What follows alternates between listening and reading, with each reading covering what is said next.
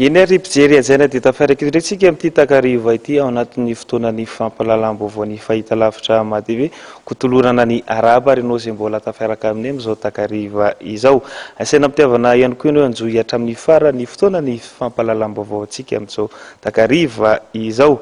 Araky ny fahafantatsika dia rapitso talata 7 Desambra 2024 no anatanterana ny fividianana olona manerana ny Madagasikara ka iompana betsaka amin'izay fanomanana sy ny fihetrehana ity fividianana ity indrindra ary ny fampalalam-baovao antsika amin'ity takariva ity. Tsy adino ihany koa nefa mitondra ireo vaovao samihafa izay nisongadina tamin'ity androany ity ary koa ny farany herinandro teo amintsika.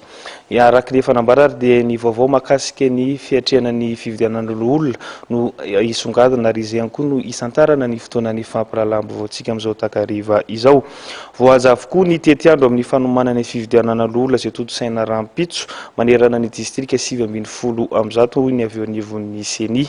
Mirindra avokoa ny fanomanana rehetra amin'ity fividianana ity araka ny tatitra izay nataon'izy ireo androany. Andeha ro jerentsika indrindra izay sary izay.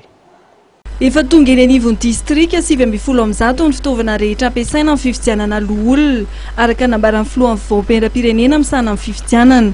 Nanomboka ny 20 Desambra lasa teo dia efa eny amin'ny distrika ny mpitantanan'ny Seny manofana, manara-maso ary mandrindra ny fanomanana rehetra amin'ny fividianana olona izay atao Rampitso 7 Desambra 2024.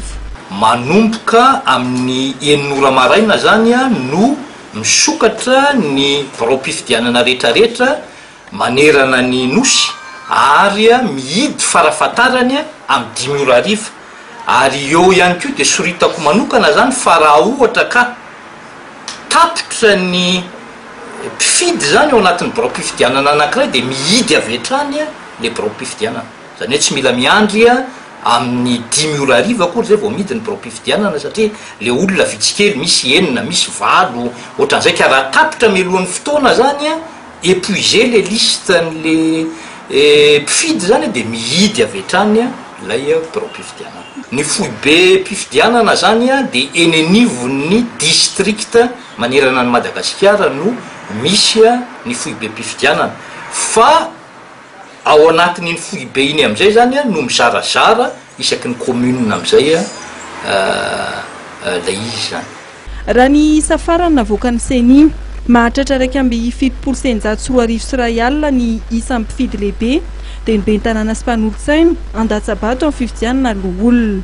Raha ny didim-pitsarana izay tonga teto aminay zany dia tsy misy ny adino ary mirindra atsakany sy andavany araka ireo didim-pitsarana izay tonga eto am-pelantananay ny listan'ny grands électeurs zany satria soritako mafy mihitsy izay zavatra izay zany fa ny Seny dia tsy nanatotosa liste électorale akory tamin'ity fa ny didim-pitsarana izay navoaka ny tribunal administratif sy ny conseil d'état no avadikitsika ho liste électorale ka izay zavatra rehetrarehetra tonga teto am-pelantananay zany dia ho voadika ho lasa liste ny grands électeurs daholo zany.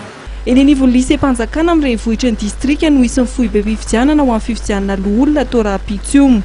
Ho an'ny eto Antananarivo dia eny amin'ny lycée moderne Ampeflo LMA no foibe fividianana, eny amin'ny lycée Andoharanofotsy ho an'ny distrika Antananarivo Atsimondrano ary eny amin'ny lycée Sabotsinamehana ho an'ny distrika Antananarivo Avaradrano.